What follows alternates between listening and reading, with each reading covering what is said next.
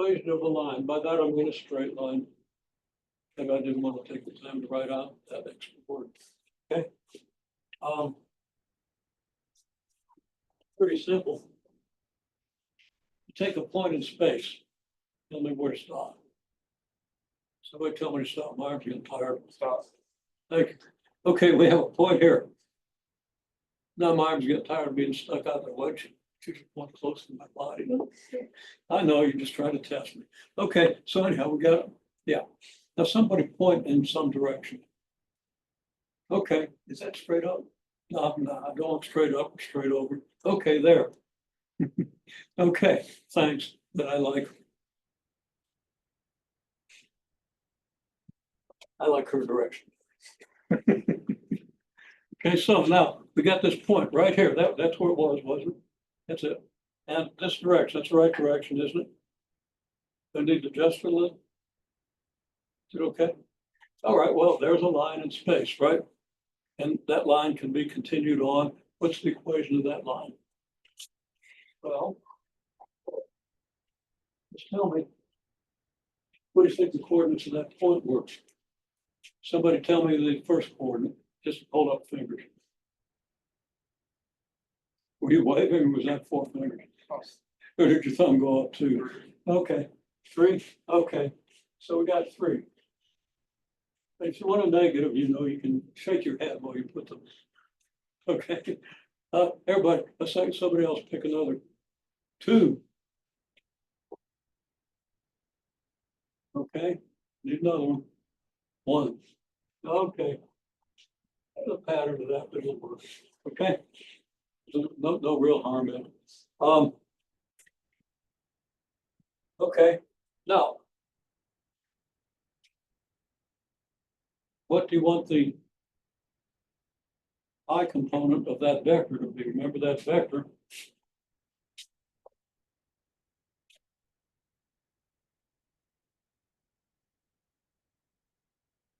Now the line was over here, but I can bring the vector over here so we can have a good look at it, right? Everybody have a good look at it? So the I component could be any number. Okay, once you got the I component, that determines the J and K components. So the I component is kind of going to determine the scale of this thing. That's the only influence it's going to have on the equation of the line. So what do you want the I component to be? I'm going to say, let's let the I component be 10. Okay, because if you pick, you might choose a number where you got to use a lot of decimals and stuff to determine the J and K components. Now, if the I component of this, and that's in this direction, if that's 10, then what's the J component?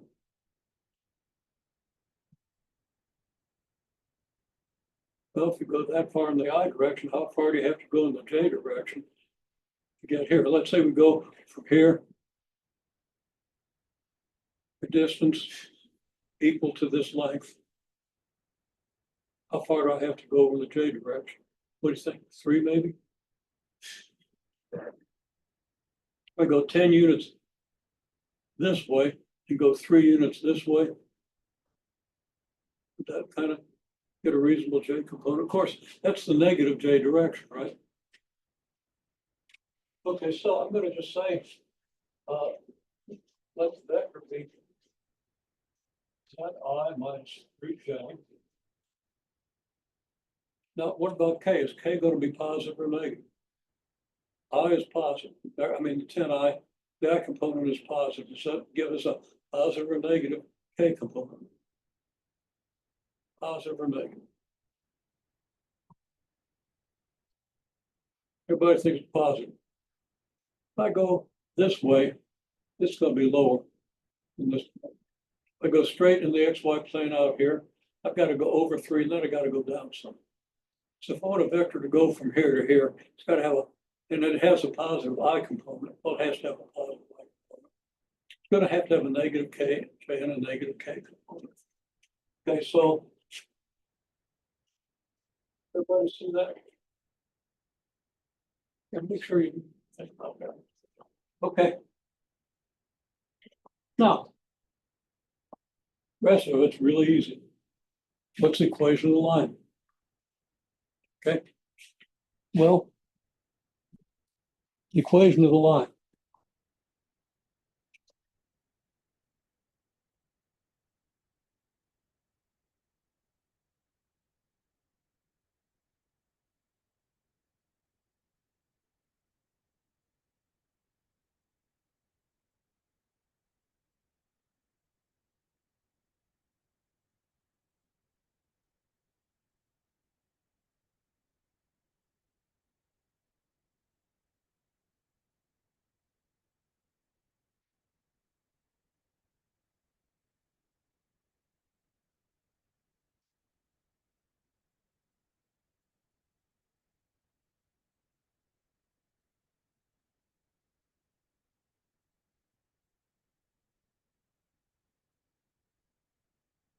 On the line of the vector from 3, 2, 1 out to x, y, z is parallel to that b vector.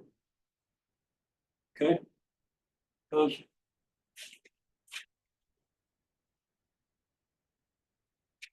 here's our line where b vectors goes from here to here, let's say. Okay, so if there's a point out there somewhere, then from here to x, y, z isn't parallel to b.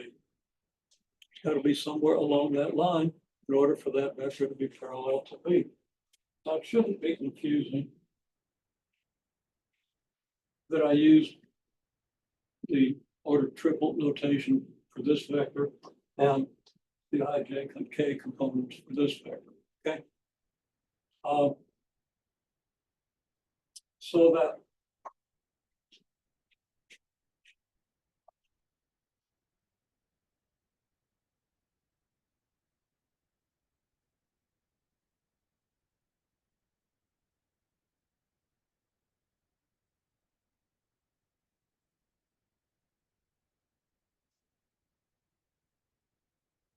does everybody know what this symbol means? Means there exists, there is such a t. Okay, any point on that line is going to be t times as far as that vector. Okay, t times as far as the end of that vector. Okay, it's going to, the vector from here to there is going to have the same direction as this vector, as this vector. These vectors have the same direction, which means this is just a scalar multiple of this. Okay. Two vectors have the same direction if they lie along the same line, then one is a multiple of the other. If they're parallel, one is a multiple of the other. Doesn't even matter if they're on the same line. So it's very minimum. This vector has to be parallel to this one. And since this vector goes through x, y, z, this is the vector from x, y, z. I'm sorry, from 3, 2, 1 to the point x, y, z. That'll be parallel with this if it's to be on the line. Okay, so that means there exists t such that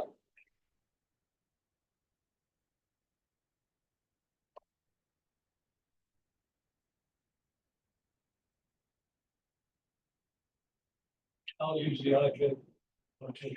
Both vectors have related.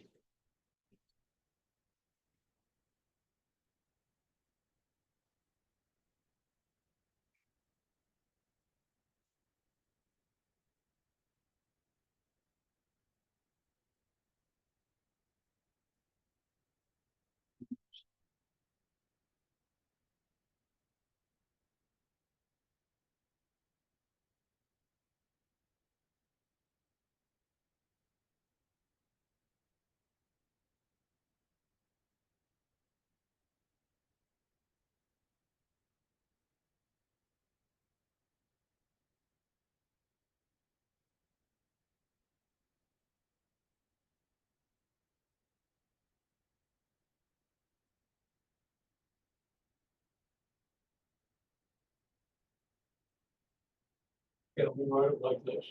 So this vector here, which I write in terms of I, J, and K, just to keep notation the same, has to equal some multiple of this vector, right?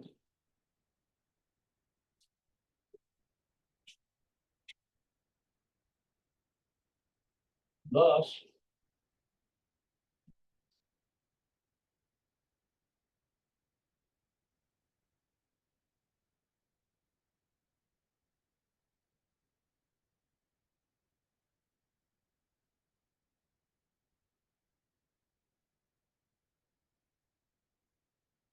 well, the T would distribute through here, so you'd have 10Ti and -3Tj and -2Tk, right? So if this is going to equal this, the I component, x minus 3, has to equal the I component here, which is 10T. The J component, y minus 2, has to equal the J component here, which is -3T. And the Z component has to equal -2T. So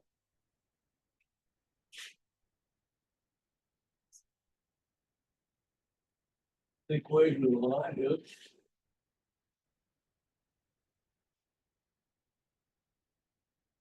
a new parametric equation. I'm going to add the 3 to both sides.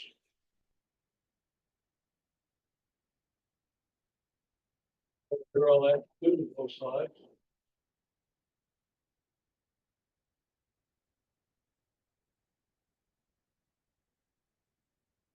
So I've just rearranged each of these equations, solving for x, solving for y, solving for z. Now there's a picture of this. There's some point x, y, z is our vector v. Here's a straight line parallel to vector v through the point. And any point x, y, z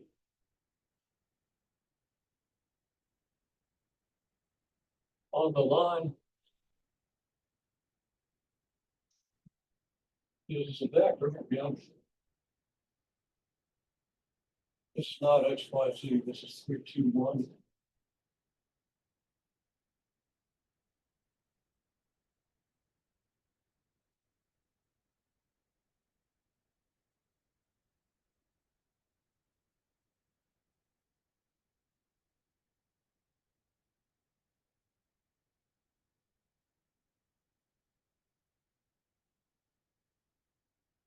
There it is. Hey, so you want to look at that picture and make sure you make sense of it. I think you're going to see a very similar picture in your textbook. Okay. Well, this is a parametric form.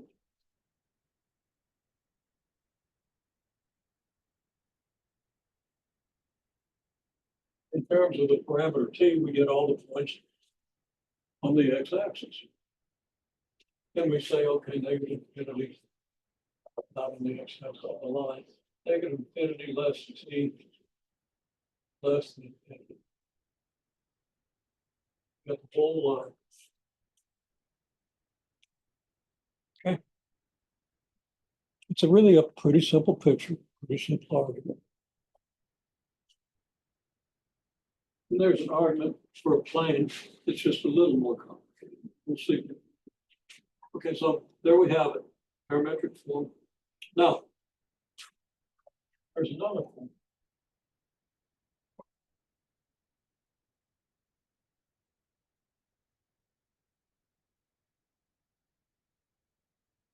We solve each of these for t. We get t equals x minus 3 over 10. T equals negative y minus 2 over 3. T equals negative c minus 1 over 2. So it's very easy to solve each of these for t. Hopefully I did it right. If I didn't, you can easily correct it. Okay.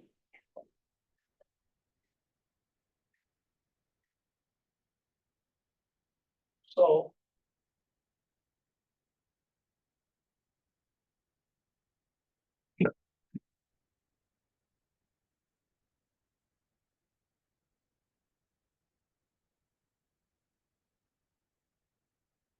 T equals this, T equals this, T equals this, so this equals this equals this. Right? They're all equal to T, whatever T happens to be. Okay, these are the symmetric equations.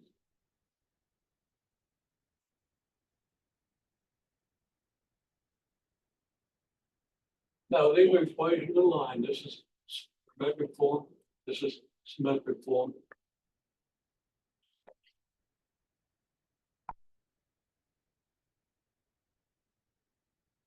And you have the vector form, which is just pretty much what we've written down. Okay.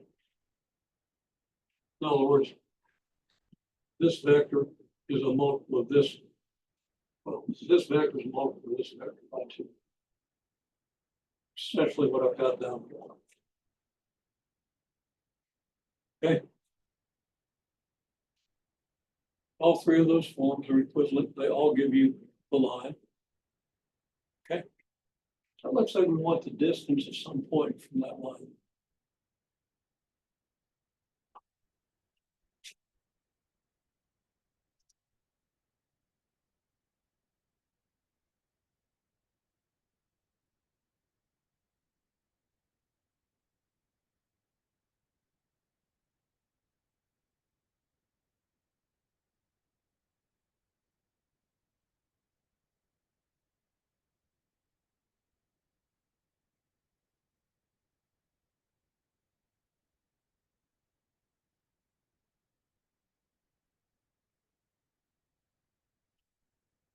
Okay. Put the distance at this point from the line.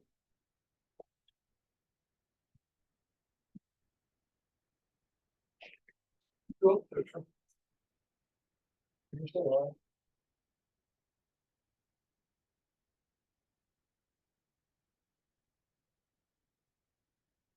And let's just take the point that we know of the line, the point 3, 2, 1. We can choose any point in the line. We can choose any value of T and plug it into the parametric equations to get a point on the line. We could use it. Doesn't make a bit of difference. Okay. So, but I'm going to choose 3, 2, 1 because we know it's going to be in the line. Of course, we know the vector of B.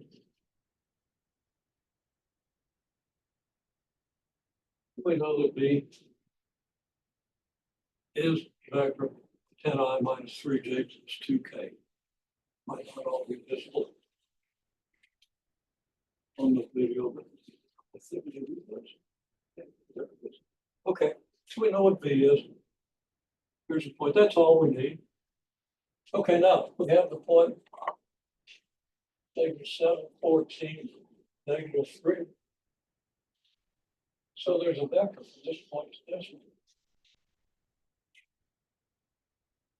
Okay. And what's that vector? Well, the vector is -10. -10I. And from 2 to 14 is plus 12j. And from 1 to -3 is -4. It's -4k.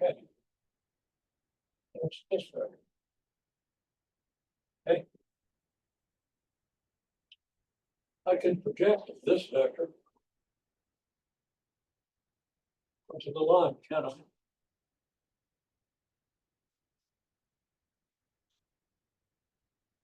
And then I'm going to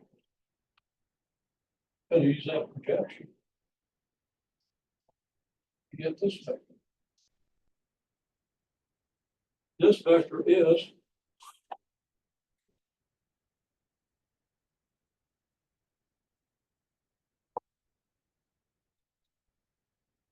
didn't give this one a name. Tempted to give it a name, but I'm not sure. Let's see, this vector is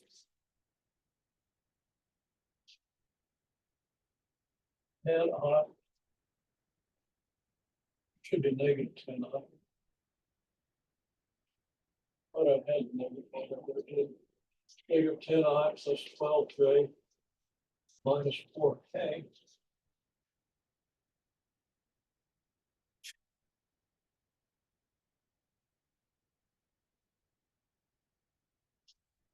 minus projection onto D, vector projection of negative psi I. That's so J. Come on, move. So, minus 4x. Now that's a lot of symbols. All we're saying is project this vector on this one, and I get a vector here. And if I go out to the, okay, I get this vector here. If I subtract this vector from this one, I'm going to get a vector perpendicular to the line that's equal to the distance of the point from the line.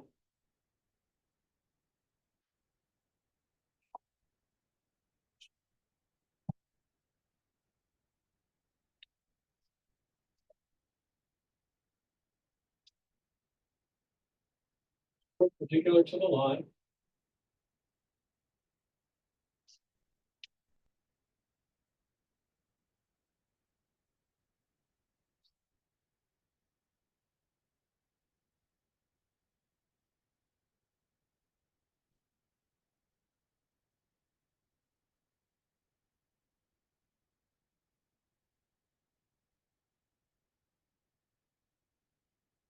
Distance from a given point to the line.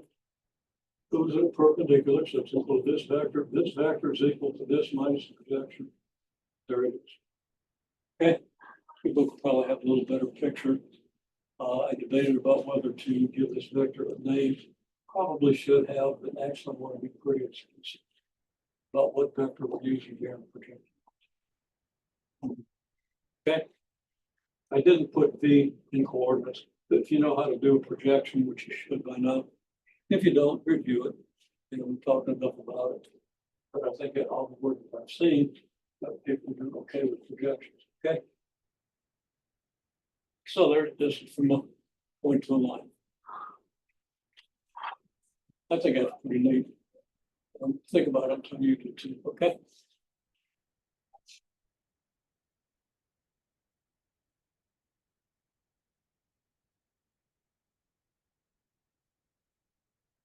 Now, the equation of a plane.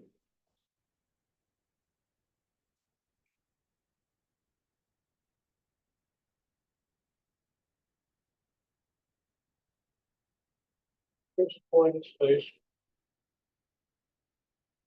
Going to do this in symbols so we don't get hung up on numbers. That's X naught, Y naught, Z naught. If you want that to be 3, 2, 1, it's fine. You let it be anything. Okay.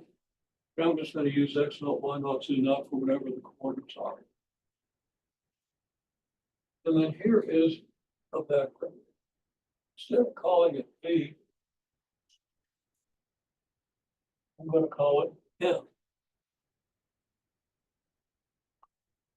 Because it's a normal vector, it's going to be perpendicular to the plane. Okay, so now we've got a point and a normal vector. Now, if I have a point out here, okay, let's say a point right here, and a normal vector at some angle there. Okay, plane is perpendicular to that normal vector. Take one of these boards and put it perpendicular to this plane, you can see it, right? Here's a board. Here's our normal vector, and there they are. Okay. You kind of see it. It's more or less perpendicular. So you can visualize if you know a point and a normal vector, it gives you a unique plane. Then got a point X, Y, Z out here, which means you have a vector X, Y, Z. So this vector is X minus X naught I plus y minus y naught j plus z minus z naught. Okay. There's your vector. Okay. I make the statement that x, y, z is on the plane if and only if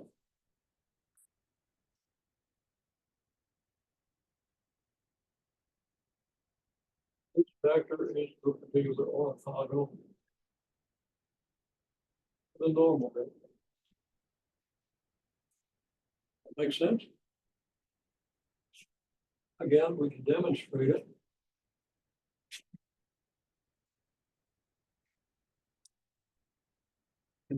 Board.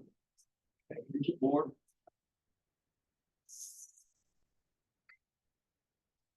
And here's my normal vector, okay?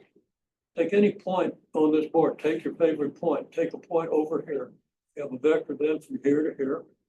If this is perpendicular to the board, it's perpendicular to that vector. It's got to be perpendicular to every vector in its plane. And that should be a pretty intuitive concept. To the extent that your education at this point is developed geometric intuition, and I think it probably has. Okay.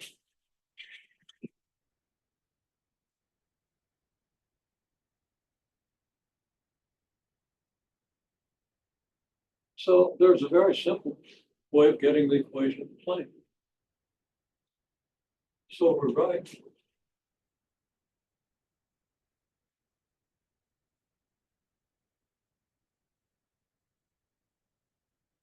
So M equal AI plus BJ plus CK, which is a pretty standard set of letters for normal vector. Okay. It's probably what you're going to see in your text. Equation of plane is going to be AI plus BJ plus CK dotted with x minus x naught I plus y minus y naught j plus z minus z naught k equals what? Put it to what has to be t. Where did this come from?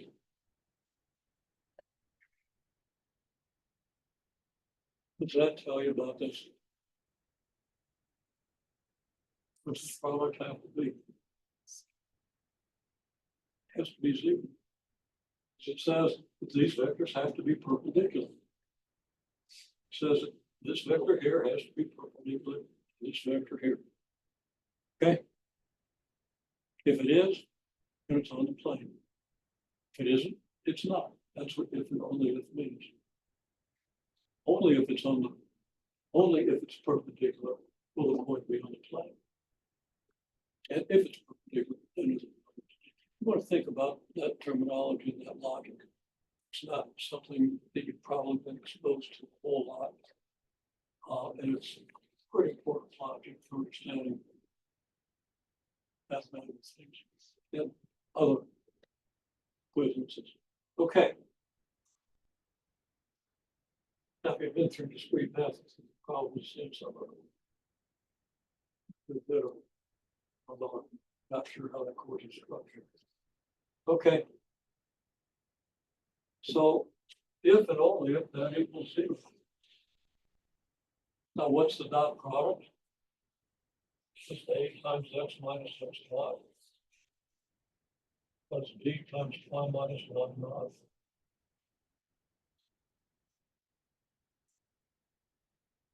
C times z minus c naught equals zero.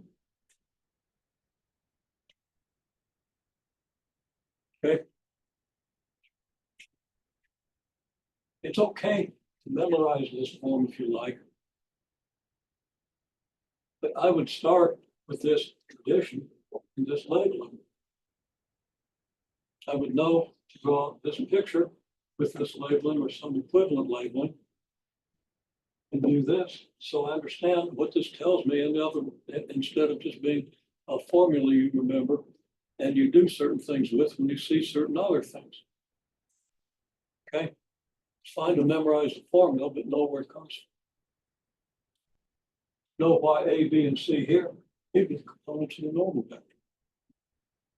It's because they are the components of the normal vector. Okay, it's no coincidence. Now, typically, you'll have A, B, and C will be numbers. X naught, Y naught, and Z naught will be numbers. Okay. What you'll have is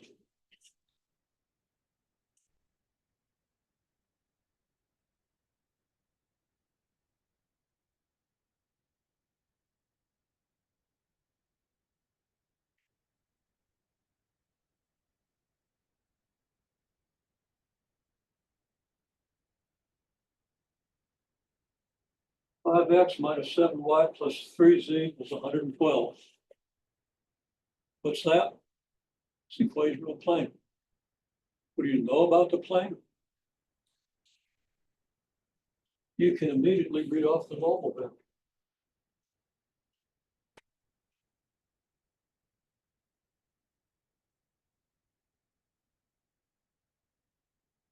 Sometimes you want the unit normal vector. Well, you know how to get it.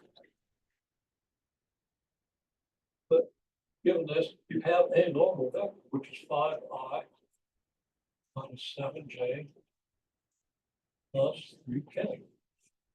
Okay, so I here, J here, K here.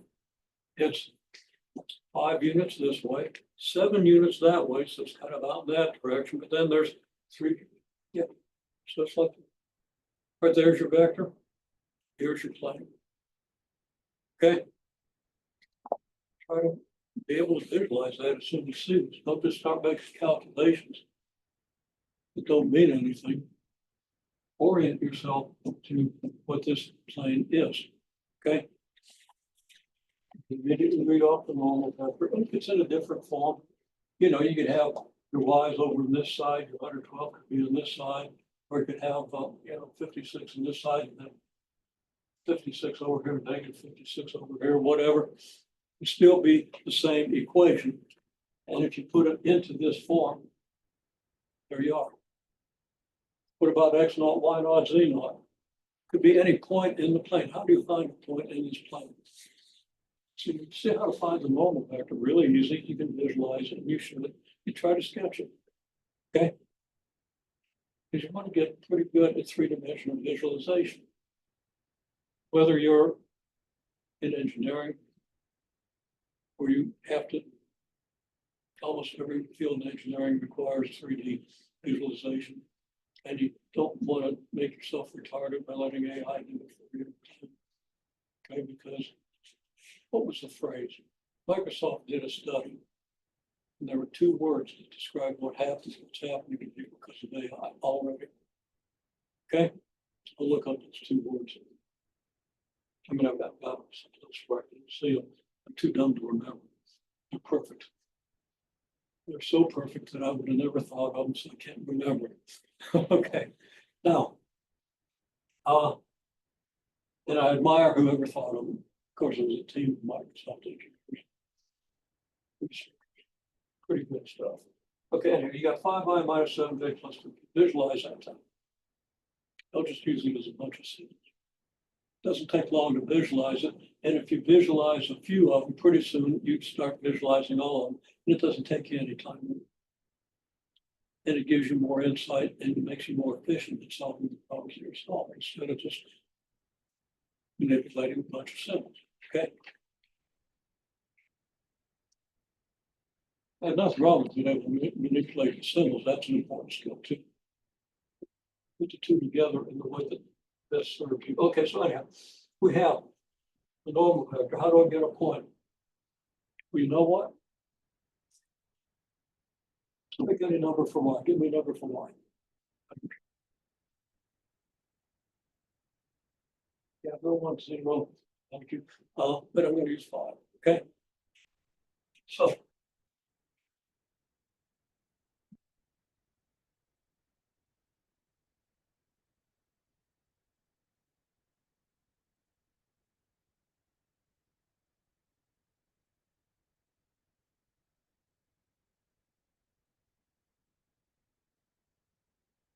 Now, do you want to choose X or Z? Well, give me a number and then tell me whether it's X or Z. Somebody give me a number. There's 2, okay? And tell me whether it's X or not. It's X. Okay. Well, I got this much freedom in choosing my variables. I can choose 2 of them.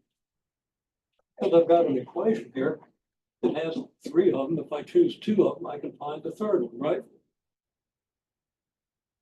So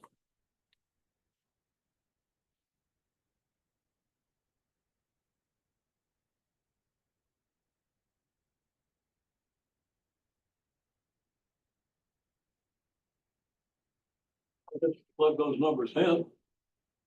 5 times 2 minus 7 times 5 plus 3z equals 112.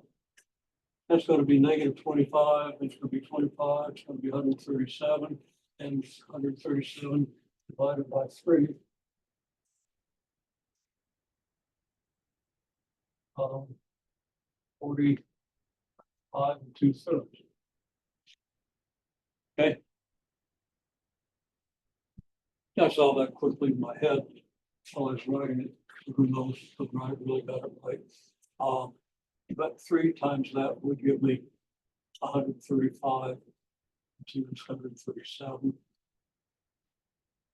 And subtract 25, 35, and add 5. Does give me 12. Okay. Now my arithmetic might be misfiring, so don't really believe what I said. But you see, it's really easy to find a point if you have the equation of the plane, right? Then you could take the vector from this point up to some other point and make up another point. Take its dot product with the normal vector and verify that it gets 0. If I take any 2 points in this plane, you get a vector between them, it has to be perpendicular to my normal vector. Okay. If I want the distance from a point to the plane, it's actually even easier than it is.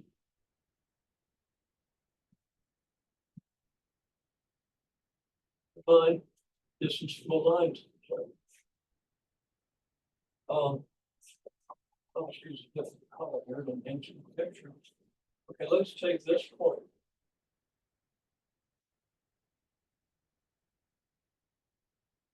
Seven, 3, 14.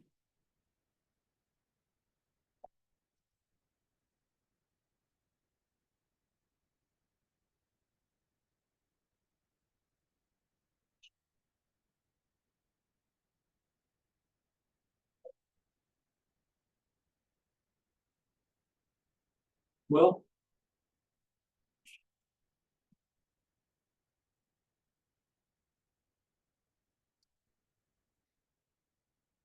got a point on the plane, right? So this is a point 2, 5, 45 and 2/3. So here's my point.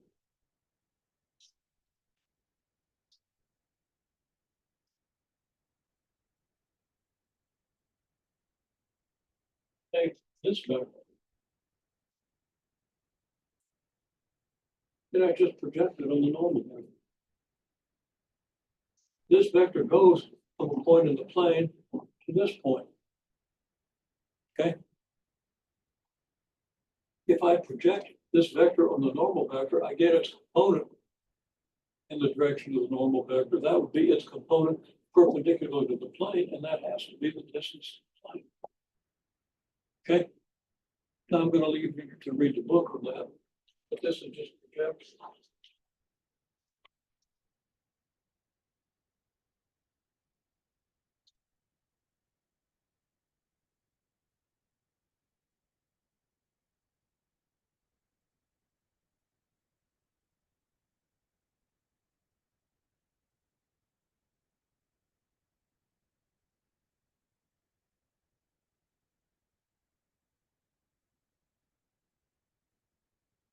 Any known point in the plane, you can always find one. Project, construct a vector from here to that point for which you're trying to find the distance. And then the component of this vector in the direction of the normal vector is your distance. That would be the scale magnitude of the scale. If your normal vector happens to be a unit vector, so much the better. Because then all you gotta do is do the dot product of this vector with the normal vector. You don't even have to divide by the magnitude of it. You'll sort that out. You work it out. It's pretty obvious. I don't think you'll have any trouble with it. Okay. So that's pretty much all I'm going to say right now about planes and lines in space. If you understand that much, you pretty much have everything you need, except the kind of tricky thing about understanding the distance between two lines that don't meet. Okay. So I don't want to talk about that today. It's a little more confusing. I'm going to bring it up next time. Okay? Or anytime. I found it confusing. You might not. There we go. Okay. Now I'm going to just talk about quadrant surfaces.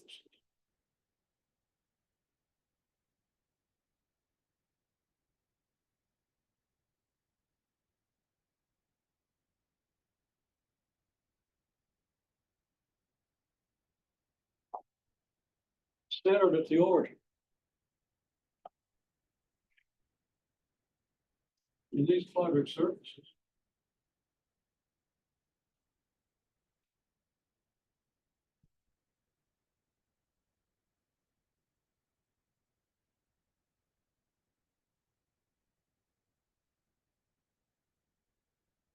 I want to go a little later in the alphabet.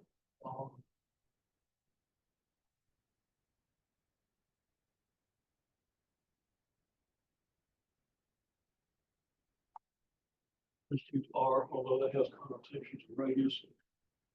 Okay.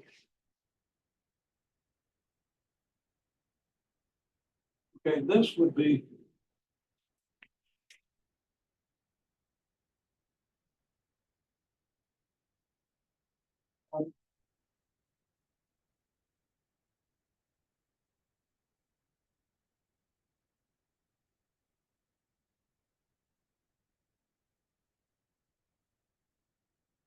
ellipsoid or hyperboloid. You also have paraboloids.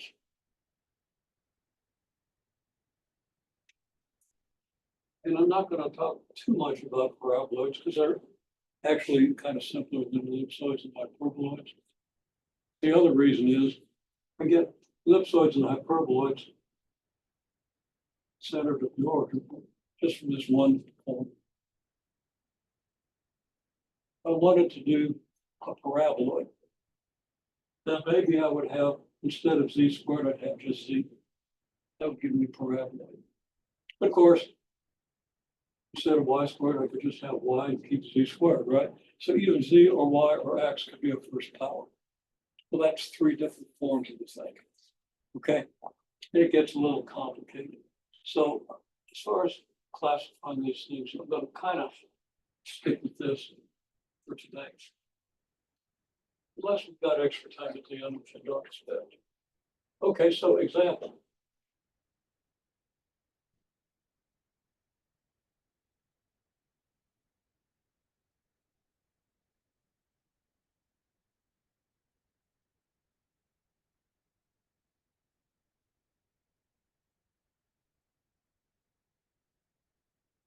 Now let's make sure.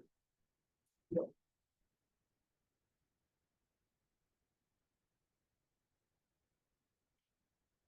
Okay. Now,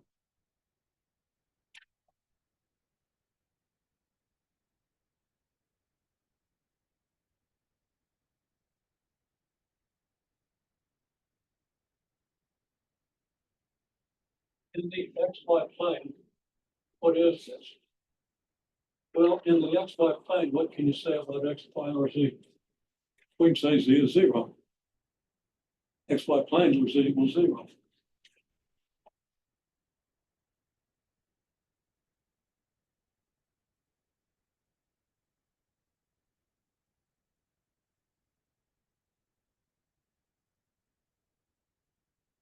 And what's this?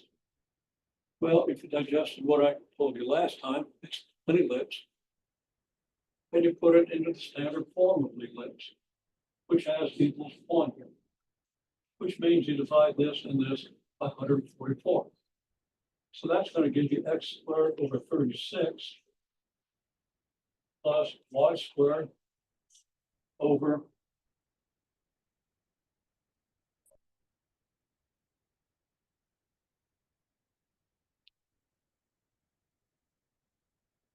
9. I don't know what's now my arithmetic. I knew that 10 times this was 160, and 160 minus 16 was 144. But at that point, my mind locked up. Yeah, happens. Okay. You're too young, don't let that happen. Yeah, it's going to happen. Okay, so we have this, which is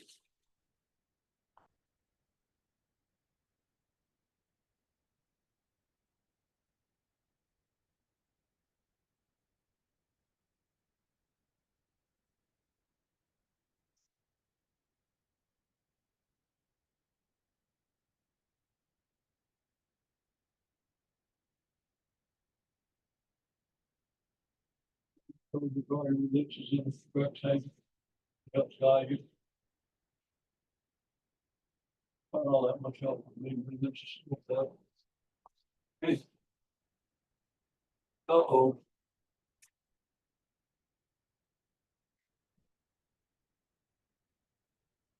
I reversed one thing too many. Watch started thinking. Here's your x-axis, here's your y-axis. And of course, if y is 0, x can equal plus or minus 6, right? Either way, you're going to get 36 over 36 equals 1. Now that you should be really familiar with that. If you are, do a little more work on the ellipses before you try to do these things. If you understand ellipses, very easy to see what you have. Okay, now I want to draw this in 3 dimensions. Here's my x, here's my y, here's my z. And let's say here's where x equals 6. Here's where x equals -6. Here's y equals 3. The y equals -3.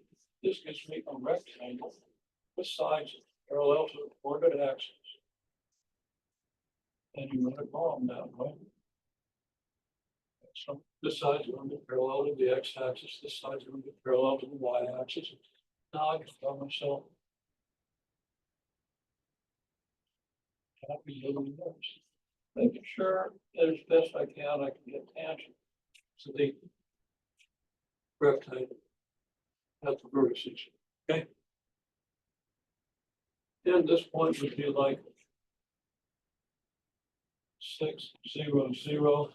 This point would be like 0, 3, 0. And you can label the other points too. These coordinates are going to satisfy this equation. Okay. And if z equals 0, it will therefore satisfy this equation. Like 0, 3, 0. X is 0, so you've got 0. Y is 3, that's 9. 9 times 16 is 144. Z is 0, so you got 144 equals 144. Said that fast. Go back and replay it or just think it through yourself. Okay, so that's what we have in the XY plane. But of course, this is in 3 dimensions. So what do we have?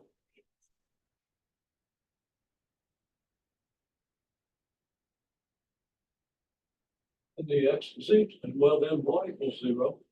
Get 4x squared plus 9z squared equals 134. Apply both sides have 144, get the standard form x squared over 6 plus z squared over 16 equals 1. And then in the z plane, that's z squared over 6 squared. Okay. No. It's x squared over 36, z squared over 16, which means that you've got x squared over 6 squared plus z squared over 4 squared equals 1. And now we can sketch this because it's equals 0. You have x squared over 6 squared equals 1, x equals 6 or negative 6. So again, here we have negative 6, we have 6. And if x equals 0, you got z squared over 4 squared equals 1, z squared equals 4 squared, so z equals 2. Or negative 2. But there's our rectangle. It looks a whole lot like Lewis, except the ellipse isn't quite as fat.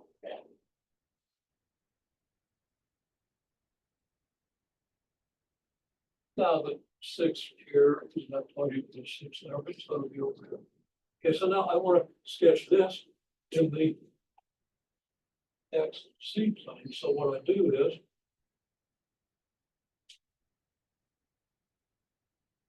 I sketch the vertical sides of this thing. Now, x equals negative 6, x equals 6, c is going to be 0, and y is already 0 since we're in the XZ plane. So that means I've got to draw a little segment here.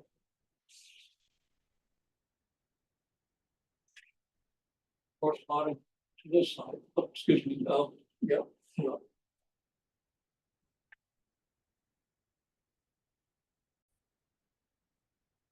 Okay, I made an error there. I took one too many square roots. I got you go from negative 2 to 2, but it's negative 4 to 4. Come on.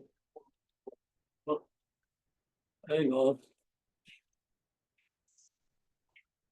Why does it wait for me to walk all the way over here? Cooperate. I know the thing is messing with me. Don't really can't think of a good way to get it back. Somebody's leaving it. Okay. So it's negative 4 here and 4 here. Thank you. So I got to come up twice as far and down twice as far. So this segment has the length of 4. It corresponds to this side of this rectangle, right? Because I bring the x-axis around so it matches this x-axis. This rotates around and we go like this. Okay, well then I do the same thing here. I draw this. Here. Then I draw these sides, which are of course parallel to the x-axis.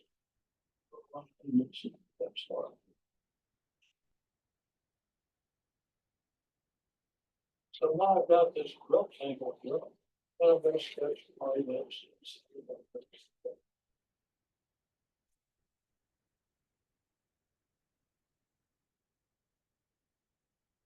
It's going to be kind of like this. Now that's really kind of bad.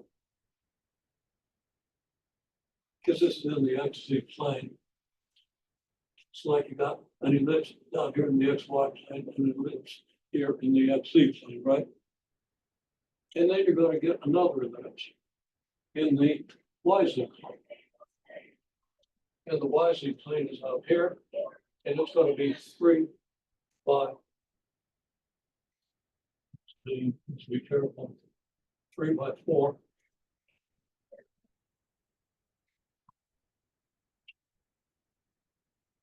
So it's going to get to be a bit of a mess with all the constructions. It's going to look something like this.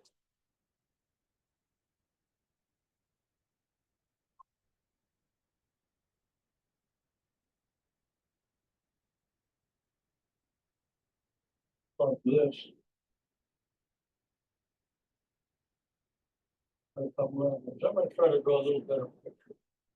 First of all, I've got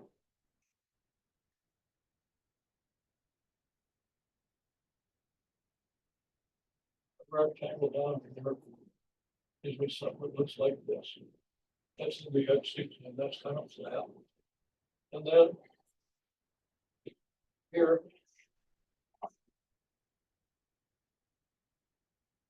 I've got a rectangle that looks like this.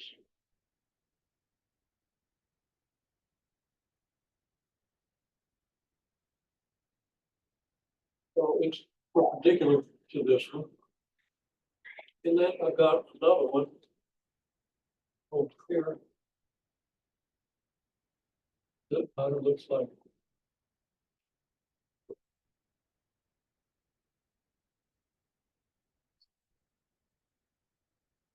this.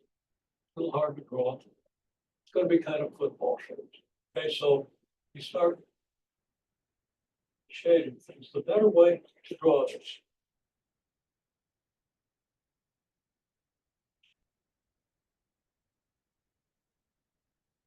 is do the intersections with a series of lines.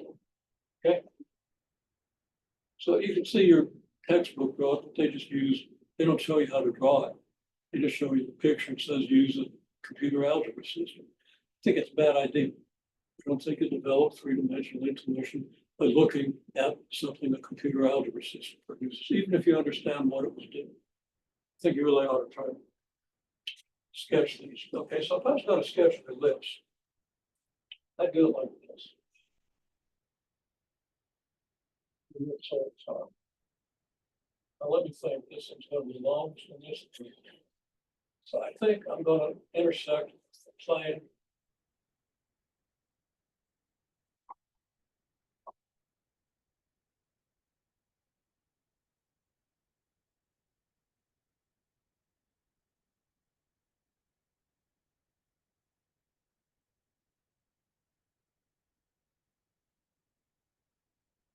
That's the plane x equals 0. In other words, the x is the plane. So I get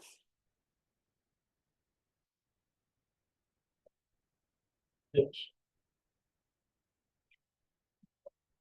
Now I come to the plane for x equals something convenient, x could equal. Well, x is going to go from 0 to 6 here.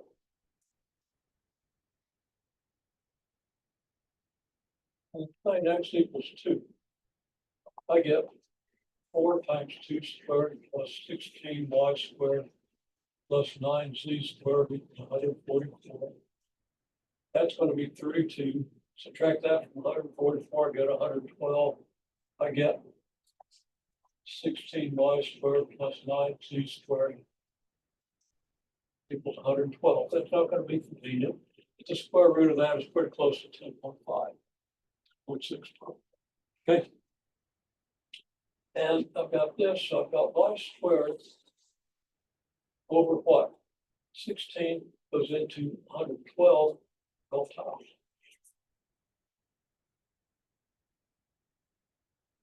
9 goes into 112. Wait a minute.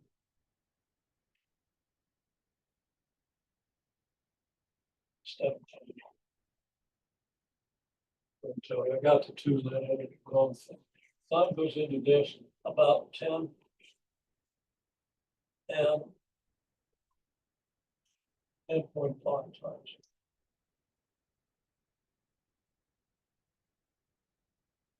So my rectangle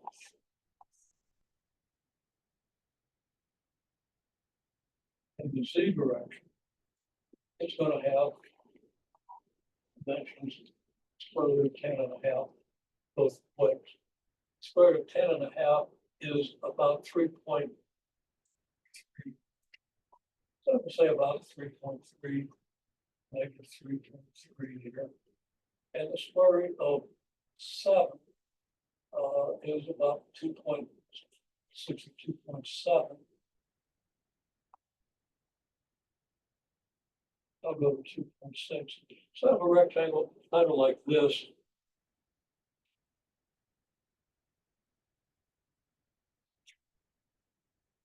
This one is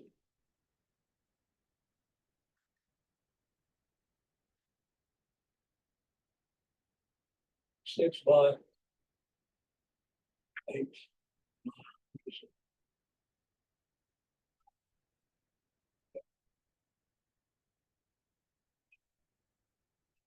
6 by 8 rectangle. This is a 2.6 by 3.3 rectangle. It's out here where x equals 2. So I got myself a little auxiliary coordinate axis through the point where x equals 2, okay? And I draw that little rectangle. Small rectangle, and now I've got an ellipse inside that rectangle, which looks something like this. And then a smaller ellipse out here that comes to the point. The smaller ellipse out here, maybe like so. And now let's sort it out and see what's visible. This part is going to be visible. This part is going to be visible. This part is going to be visible. It's going to come to a point. So now I can take the points from my x-axis, intersects this. Get something that looks like this, and it comes around underneath. A little smoother than that. And I can shade it around in this direction, kind of like so.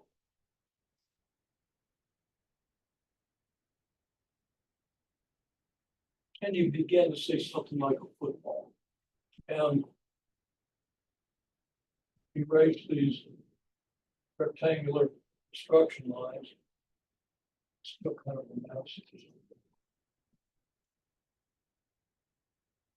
I love this.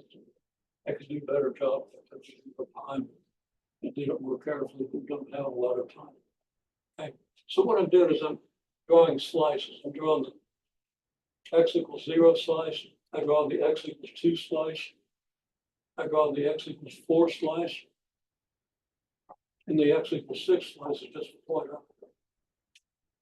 It actually doesn't look that bad. And then it kind of goes around behind the two. So, and it started emerging kind of a football shape. Makes me want to go through it with my own shot. Okay. Makes sense? Well, okay, that's what we get.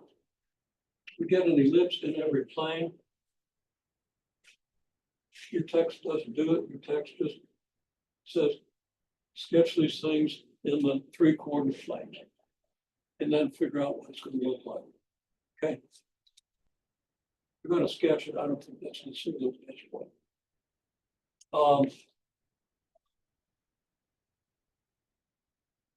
Sketching it in a series of planes parallel to the x, or series of planes.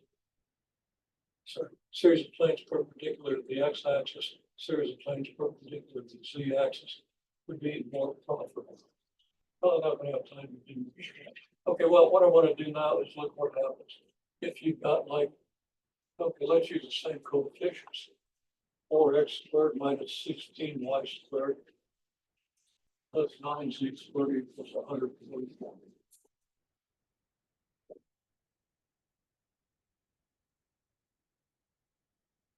The xy, this gives us 4x squared minus 16y squared equals 144, which gives us x squared over 6 squared minus y squared over 9 squared equals 1. And you would recognize this as hyperbole.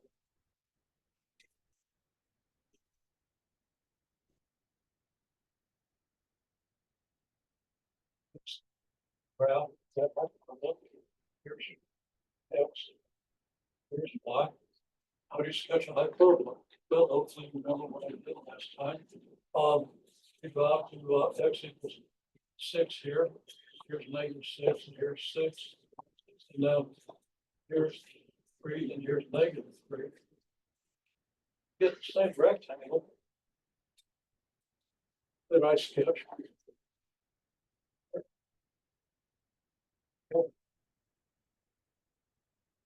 But it's a hyperbola. So since it's a hyperbola,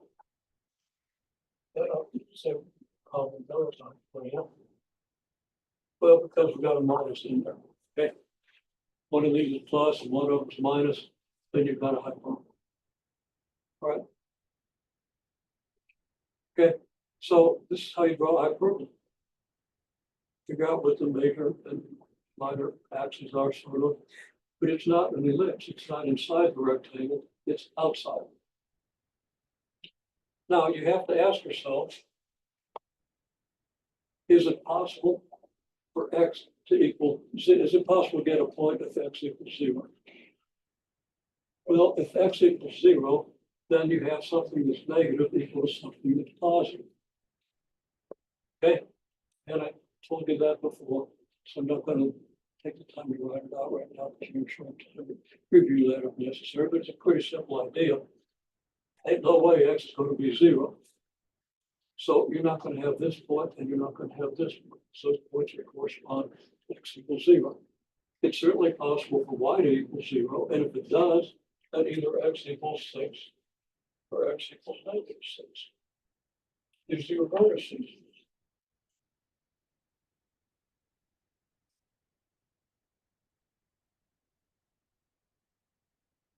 Okay. And now to draw the hyperbola, there's nothing to it. Hyperbola goes through the vertices and it's asymptotic to these diagonal lines. And of course, I showed you this last time, so hopefully you think about that. There it is. And here it is. Now, if you want to try to draw that in the XY plane, define a bit of blank board to do it on.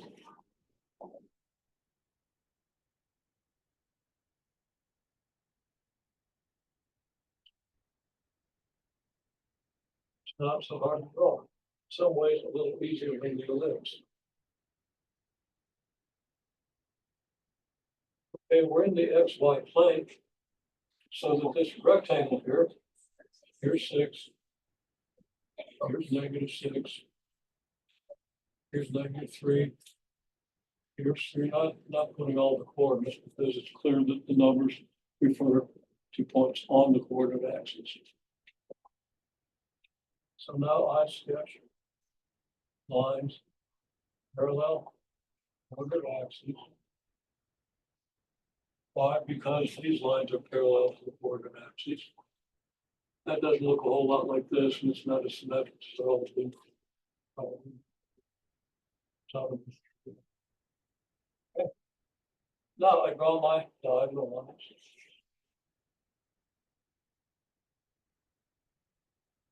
Which more or less cross the two origins, but I didn't want to put them. Nevertheless, on the x-axis,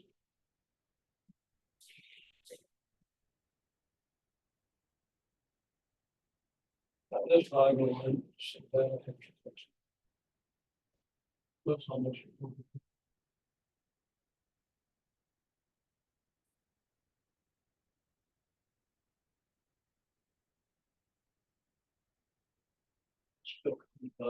But anyhow, this comes out like so. This comes out like so. And there's my hyperbola. Okay.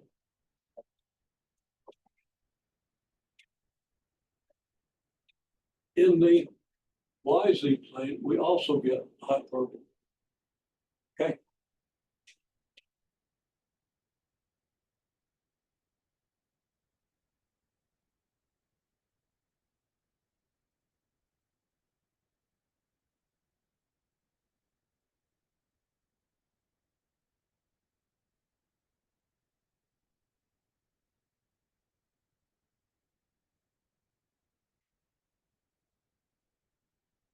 And you can kind of figure out how that goes.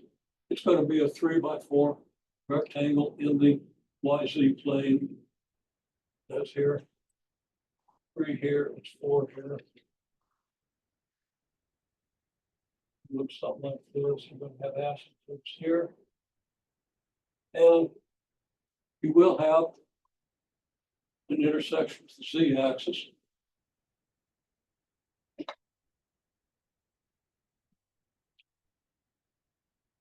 Because if y equals 0, you get a z, okay? So you're gonna have an intersection up here and an intersection down here. These lines are in a vertical plane. Get something that comes out like this.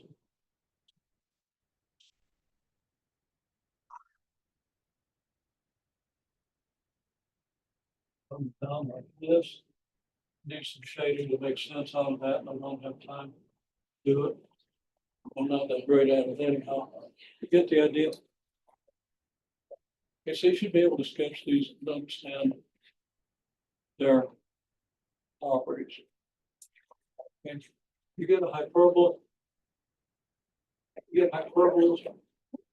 They'll probably talk more about it next time. So see if you get everything done through chapter 2. And I'll be sure to post it. If I forget to post it somehow, and I've got time this afternoon, I don't think I forget. Sometimes I get into the cycle, do everything except the last thing. The problem assignment's down there all the way at the end of the assignment stage. Think up through most of chapter 3. Okay.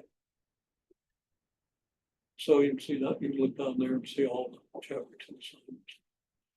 I'm pretty sure I posted them already under today's date.